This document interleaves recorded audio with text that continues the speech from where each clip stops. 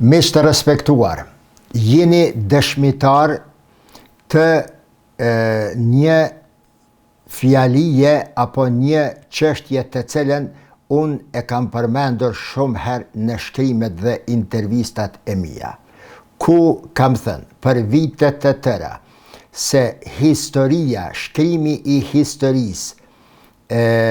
leximi i drejt i historisë, përdorimi i fakteve të historisë është shumë i rëndësishëm. Jo i historisë në kuptimin e shpjegimit të çështjeve si ka ndodhur, tek ka ndodhur, sa ka ndodhur, por në kuptimin kuranor të historisë, se historia e kombeve dhe e kohrave të ndryshme duhet të lexohet në mënyrë që të nxjerren mësime nga aty, në mënyrë që sot të përgatitet ajo që duhet të jetë se ndërtim i mirë i së ardhmes. Pra, materiali historik të përdoret si brum për të së ndërtuar e ardhmja më e mirë e njerëzve të cilët e lexojnë dhe marrin vendime në bazë të fakteve të historisë. Leximi i historisë sipas Kuranit bëhet duke shëtitur nëpër botë fizikisht apo duke shëtitur nëpërmes rreshtave të cilët e shpjegojnë historinë e së kaluarës. Megjithatë, para se të hyj në shpjegimin e kësaj interviste që ndërlidhet në një mënyrë apo tjetër edhe me dinamikat tona shqiptare e sidomos në Kosovë, dua të ju bëj me dije se sot në botë kanë kumbuar dy lajme bombastike të cilat e kanë tronditur botën për të mirë apo për të keq, varësisht se çfarë përfundime do të kenë. Lajmi i parë vjen nga Moska, ku Vladimir Putin e mirëpret iniciativën amerikane të Donald Trump për marrëveshje paqeje me Ukrainën, por e vën një kusht dhe thot se kjo marrëveshje duhet të jetë afatgjate dhe jo siç ka propozuar Donald Trump një muajshe fillimisht. Çështja e dytë që ka kumbuar është kërkesa, urdhëresa, rekomandimi i Donald Trump dhënë Pentagonit që të përgatiten batalionet të ushtrisë amerikane për të dislokuar në kanalin e Panamas. Si arsyetim, Donald Trump e jep se kjo është mënyra e vetme dhe më e fuqishme tani për tani për parandalimin e deportimit të mëtutjeshëm të Kinës, qoftë nga perspektiva ekonomike apo ushtarake. Mbyllja në thojza e kanalit të Panamas, rrjedhimisht marrja nën kontroll e kanalit të Panamas nga Amerika për Amerikën dhe Amerikanët sipas Donald Trump është jetike. Megjithatë, për këto dy pika do ta bëj një video më njëherë posa ta përfundoj këtë për intervistën e Nikol Pashinyan dhe do të mundohem që përveç asaj që është duke u aplauduar e do të del në 8:30 sonte, do të mundohem që ti përgatiti edhe dy të tjera për sonte. Kthyer në temën për cilën dua të flas këto. Sot, në fakt dje, ka ndodhur diçka që nuk ka ndodhur që nga krijimi i Republikës Turke. Kryeministri armenas Nikol Pashinyan i ka pritur në ndërtesën e kryeministrisë kryeredaktorët e medjave kryesore turke, një ushtri gazetarësh, redaktorësh edhe kryeredaktorësh që janë prit aty dhe i kanë shtruar pyetje Pashinyanit. Nuk është vetëm kjo pikë ajo pjesa e rëndësishme e asaj që dua të them, megjithëse që ka një rëndësi të madhe të një parafrimi kaq të madh midis Turqisë dhe Armenisë, por me rëndësi janë përgjigjet të cilat i jep Pashinyan dhe të cilat do t'i dëgjoni tani e tutje. Përgjigjet e tij janë material historik të tanishëm nga i cili mund të mësohet se si duhet vepruar apo se si nuk duhet vepruar, si duhet të veprojnë apo si nuk duhet të veprojnë, varësisht për rrethanave dhe interesave tona, edhe politikbërësit dhe vendimarrësit politik të shqiptarëve, e sidomos tek ne në Kosovë. Andaj, do të ishte mirë që në një mënyrë kjo video këtu ti arri në vesh edhe kryeministrit të Kosovës Albin Kurti, apo që ai ta lexoj me vëmendje intervistën e Nikol Pashinyan. Pyetja e parë, ose më falni, rajoni i Turqisë, i Kafkazit, i lindjes së mesme, por edhe i Ballkanit ngjitas me to, është duke kaluar në për një periudhë me dinamika aq interesante dhe të reja ti quaj, saqë nuk do të mund as të imagjinoheshin para pak vitesh. Tazëm gjithnjë në drejtim të një paqeje të mundshme, si rezultat i kërkesave dhe iniciativës së Bahçeliut të Turqisë, kryetari i Partisë Nacionaliste MHP, që kërkonte nga Abdullah Öcalan, i mbajtur ende në burgun e Umrallës në Turqi, liderit të PKK-s, që të pranoj një paqe dhe të drejtohet militantëve, njerëzve të PKK-s, të lëshojnë armët dhe të ulemi në bisedime për një paqe të qëndrueshme dhe të përhershme midis kombit turk dhe kombit kurd. Si rezultat i kësaj iniciative dhe duke i parë rrethana të cilat po krijohen, Abdullah Öcalan e shkruan letrën e tij drejtuar PKK-s që t'i dorëzojnë armët, që të shndrohen, të kalojnë nga një parti militare apo nga një organizat militare, të kalojnë në diçka politike. Pranohet kërkesa e tij dhe si rezultat edhe i kësaj, në mënyrë zinxhirore arrihet marrëveshja midis Sirisë, përfaqësuar nga presidenti sirian i tanishëm Ahmed el-Shara, dhe YPG-ja turke, YPG-ja kurde në Siri, krahu militant i PKK-s për Sirinë, që pranojnë të dorëzojnë armët dhe të shkrihen në ushtrinë siriane të rregullt dhe njerëzit e saj të marrin pjesë në rrjedhat politike sociale të Sirisë, si çdo qytetar tjetër i Sirisë. Megjithëse ka ende shumë çka të flitet dhe të pritet nga kjo pajtueshmëri, nga ajo marrëveshje 8 pikëshe të cilën e kam shpjeguar para 2 dite, megjithëse ka dyshime ende edhe brenda Turqisë se kjo mund të kishte qenë si një përpjekje për të fituar kohë YPG-ja, sepse Turqia u fut edhe me ushtri në Siri dhe e dha paralajmërimin e fundit se do t'i godas dhe do t'i shfaros të gjitha caqet ushtarake të cilat janë jashtë parametrave apo jashtë domenit apo jashtë udhëheqjes së ushtrisë së rregullt siriane. Si rezultat, shihet se në atë rajon është duke u krijuar një dinamizëm krejtësisht i ri,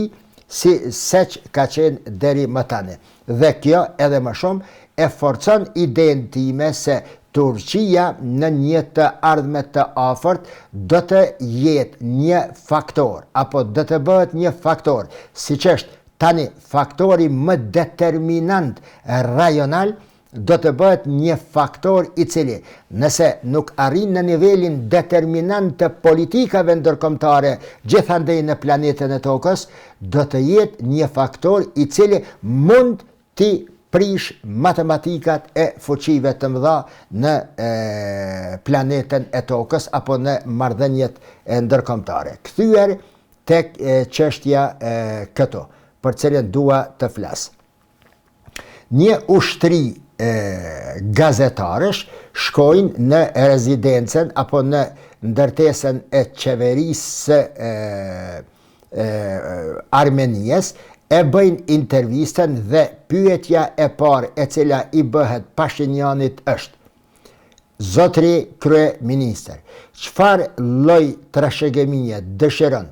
të lësh në lidhje me marrëdhëniet Armeni-Turqi dhe veçanërisht Kaukazin Jugor, kur të lësh politikën dhe të dalësh në pension një ditë dhe çfarë ëndre ke për rajonin. Shiqone pyetjen si e ka formuluar kryeredaktori i TRT-s, i cili e nis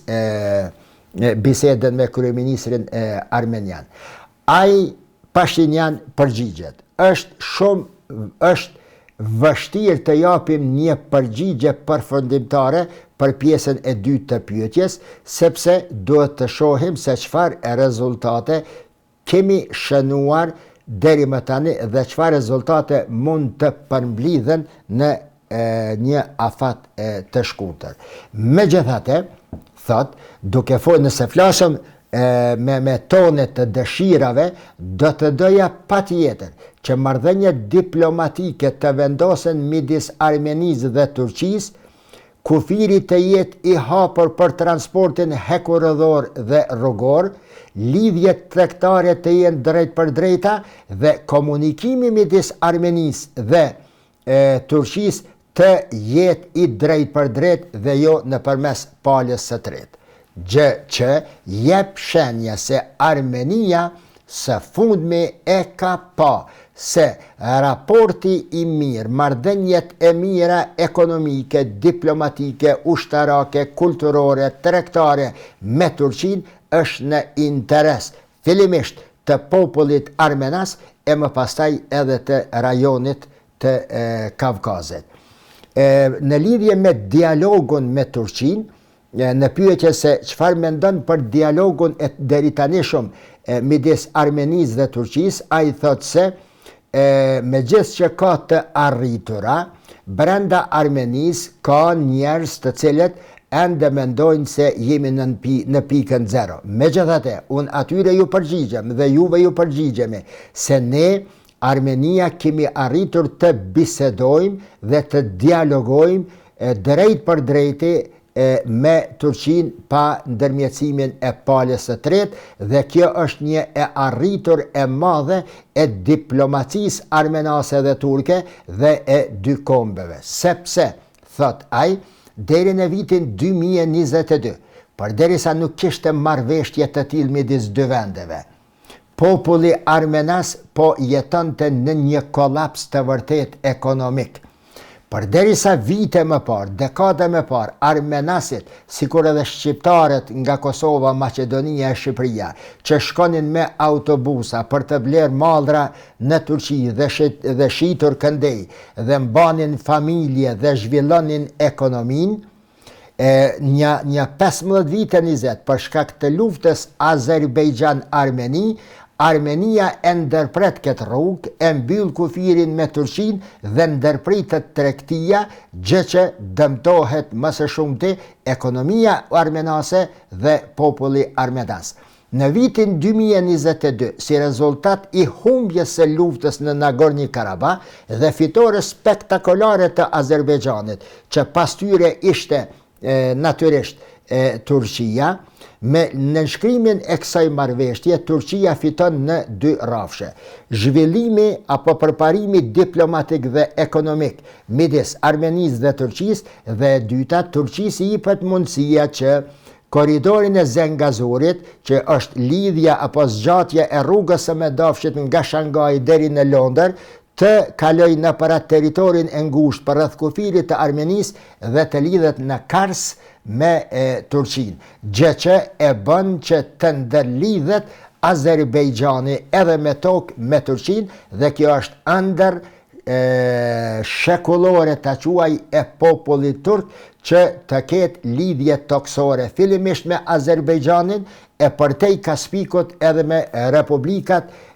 me prejardhje turke të ish-bashkimit sovjetik, ku kufiri i Turqisë do të arrinte deri në cepat e maleve në kufit me Kinën. Pra, nga të dy anat shihet se ka një vullnet të mirë për afrimin e këtyre raporteve dhe ajo që është më kryesorja, si që cek edhe Nikol Pashinyan, thot se përderisa ne kemi biseduar mes vete në përmes palës së tretë, pala e tretë ka qenë ajo e cila e ka pregaditur i pregaditë formatet dhe pikat e dialogot në bazë të interesave të palës së tretë, kushdo qofshin ata. Dhe tani kur ne po dialogojmë dhe po bisedojmë drejt për drejti me dy vendet tona, ne po përgatisim pikat e bisedimeve dhe dialogut në bazë të interesave të tona të dy kombeve dhe dy shteteve. Për te i kësaj, në pyetjen e tjetër që i vihet Nikol Pashinyan është edhe rasti i projektit apo teorisë gjenocidit armen apo mbi armenet, pikë kjo në përmes së cilës për dekadat të tëra i është bërë presion Turqisë se duhet të pranoj dhe të paguaj dëmshpërblimin mbi gjenocidin armen. Në pyetjen se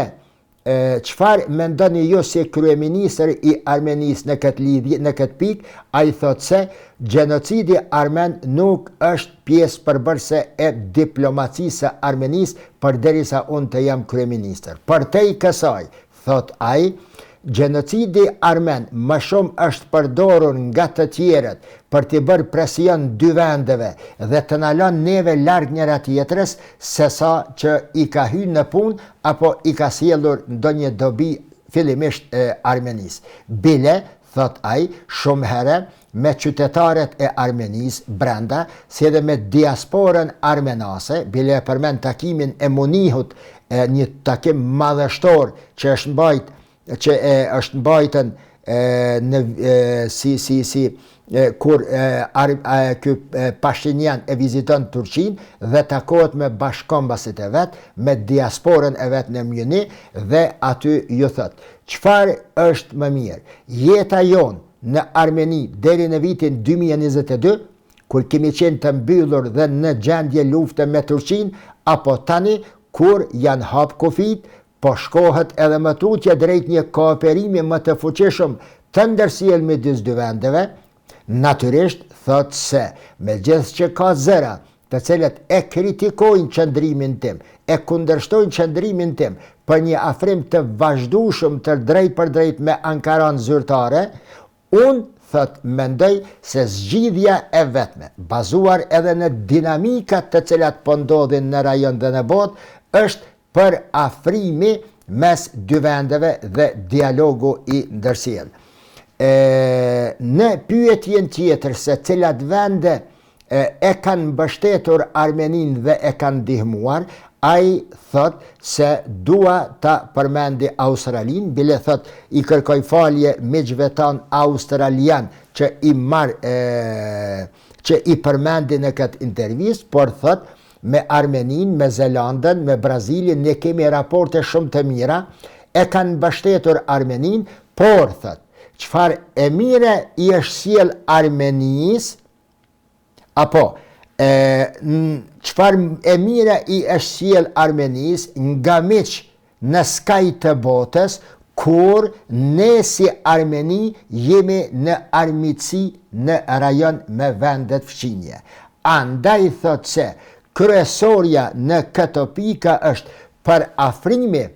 i vendeve të rajonit. Paqja rajonale është shumë më e rëndësishme për kombet në atë rajon, sesa mbështetja e fuqive të mëdha nga jashtë, ndërsa në rajon të ketë probleme edhe të më tutjeshme. Ajo që mua më bëri, më detyroj të them kështu, më nxiti të bëj këtë intervist, janë mësimet të cilat i përmenda, apo fjalët të cilat i përmenda deri më tani të Nikol Pashinyanit, se a thua a mund të jenë model dhe mësim edhe për ne në Ballkan për shqiptarët dhe Kosovën, duke dashur të them se asnjëherë nuk e kam pa të gabueshme qëndrimin e kryeministrit shqiptar Edi Rama, përderisa bisedonte takohej me Vučićin dhe me të tjerë. Meq do të ketë dikush në një familje e cila është në bela me një familje tjetër, do të ketë dikush në këtë familje i cili e ka lënë një ventil të hapur për të biseduar me atë tjetrin apo me të tretën në raport me këtë që është në bela. Diplomacien të cilën e ka udhëhequr Edi Rama, megjithëse që mund të mos pajtohem pik për pik në gjithatë, të ke fundit kush jam unë të mos pajtohem me një kryeministër shqiptar, unë e kam pa si të dobishme edhe nëse nuk është arritur asnjë nga propozimet të cilat kanë dalë nga aty. Thjesht bisedimet rajonale të drejt për drejta duhet të ekzistojnë gjithmonë brenda kombeve dhe vendeve rajonale përtej të mirës e cila mund të vije eventualisht nga ndërhyrja e palëve të treta në dialog me vendet në armiqësi. Çështja tjetër e cila më nxiti ta bëj këtë video është kur pyetet për historinë dhe i thuhet aty Nikol Pashinjanit se çfarë mendon në lidhje me historinë midis armenazëve dhe turqëve, me historinë e rajonit. Ai thot se unë mendoj se në çdo vend ka histori të caktuar tipike për atë vend. Historia është pjesë e pandashme e një kombi. Megjithatë, historia jo gjithmonë do të merret si substrat, si themel mbi të cilën ngriten raportet dhe marrëdhëniet apo armiqësitë mes vendeve. Historia megjithëse që gjithmonë është më shumë se politike, a në fakt këtë e thot edhe Kurani, merreni historinë mësim që ju t'i krijoni raportet tuaja, jetët tuaja me njerëzit dhe shoqëritë për rreth. Këto e shpjegojnë edhe historitë e pejgamberve, sepse pejgamberet në Kur'an nuk përmenden për sytë e zi të tyre, por si 25 apo 28 civilizime, 28 raste, 28 mësime nga të cilat besimtarët dhe lexuesit e Kur'anit ti nxjerrin nga aty për të manifestuar, për punuar dhe për të ndërtuar raportet e reja me kombe dhe në jetën shoqërore të shoqërive të ndryshme në botë. Ai thot se është pyetje me rëndësi se a dohet ta përdorim historinë vetëm si një burim informacioni apo do të jetë një substrat mbi të cilën do të ngriten raportet. Thot historinë, megjithëse që është burim informacioni, për ta kuptuar të tanishmen dhe çfarë bëjmë në të tashmen, historia e kombeve të rajonit ku jetojmë nuk dohet të jetë themel mbi të cilën do të ndërtohen politikat e tanishme dhe të ardhshme. Sepse thot, e dini, kur flasim për historinë dhe mësimet e historisë në çdo mjedis, po e citoj tekstualisht, gjithmonë do të ketë debat, sepse secili e percepton historinë sipas këndvështrimit të vet politik. Me fjalë të tjera, thot Pashinjan, mund të ketë perceptime të ndryshme mbi baza interesash personale, shoqërore, grupore, por që asnjëherë historia nuk mund të jetë udhërrëfyesja kryesor, duke u bazuar vetëm në të kaluarën dhe si të tillë komplete, pa ndryshuar, ta përdorim për në të ardhmen. Ai thot, pastaj me qëra fjala, do të themi se historia e kombit ermenas në dekadat e fundit është e hidhur. Dhe me që është e hidhur, ajo nuk duhet të jetë udhërrëfyesja e së ardhmës sonë. Do të ndryshojmë shkrimin e historisë dhe të përmenim nuancat të cilat nevojiten sot për një të ardhme më të mirë. Unë personalisht, jo që dua të krahasohem apo të thirrem tani në ato çka i thot ky. Unë vazhdimisht kam thënë se historia, megjithëse që është është material të cilët do ta përpunojnë dhe ta shkruajnë bile më mirë historianët,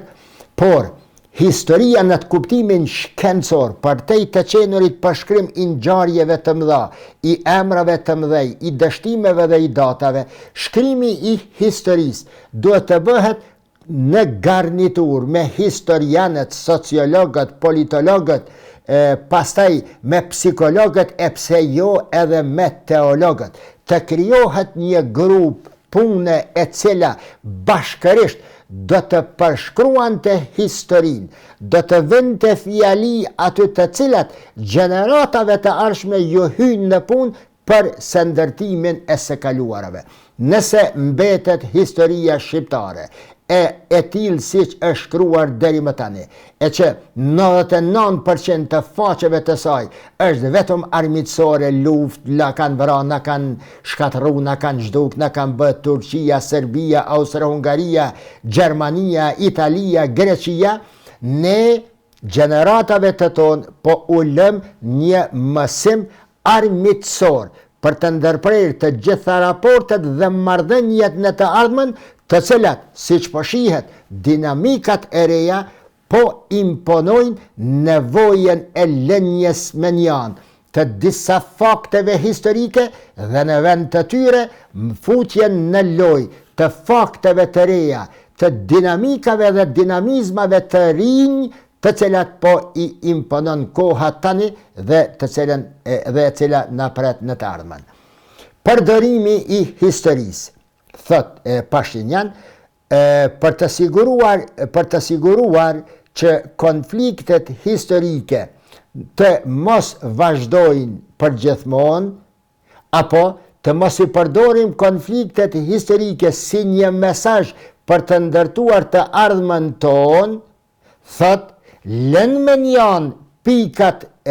konfliktuoze dhe futjen e nuancave për një bashkëpunim rajonal të qëndrueshëm do të ishte goditja më e madhe ndaj armiqve të popullit armen dhe turk dhe fitoria më e madhe e Armenisë dhe e Turqisë dhe në raportet tona me vendet e Kavkazit. Andaj ajo që më bëri ta bëj këtë intervist, këtë video ishin pikërisht nuancat të cilat i prek Pashinjan, mesazhet të forta, të cilat ishin mësime të marra nga e kaluar e hidhur e kombit armenas, i cili është përdorur vazhdimisht për interesa të huaja, të fuqive që kanë pas interesa të mbajnë zonën e Kavkazit konfliktuoze vazhdimisht, dhe ajo që ai kërkon është harrimi i së kaluarës, qoftë edhe i gjenocidit mbi armenët, për një kohë, apo skenju armenian dhe fuqja elementeve përbashkuese është ajo e cila jep shkëndija të mira për një të ardhme më të mirë për kombin armenas dhe për turqit në përgjithësi. Kjo, thot ai më pastaj, si fund të dialogut kur pyetet se çfarë është porosia juaj si kryeministër për njerëzit në Armeni dhe për kombet për rreth, e përsërit edhe njëre faktin e historisë. Është koha që të krijojmë raporte të reja duke lënë menjan të kaluarën e historisë. Edhe nëse nuk e harrojmë kurrë, edhe nëse nuk e shlyejmë nga raftet e librave të historisë, ajo më nuk guxon të mirret si një substrat, mbi të cilën mund të ndërtohen marrëdhëniet midis kombeve. Se çfarë mësimi shqiptarët mund të nxjerrin nga kjo intervistë, mbetet të shohin dhe ju vetë të gjykoni. Deri në videon e radhës, siç e paralajmërova në fillim, mirëmbëjtje, natën e mirë.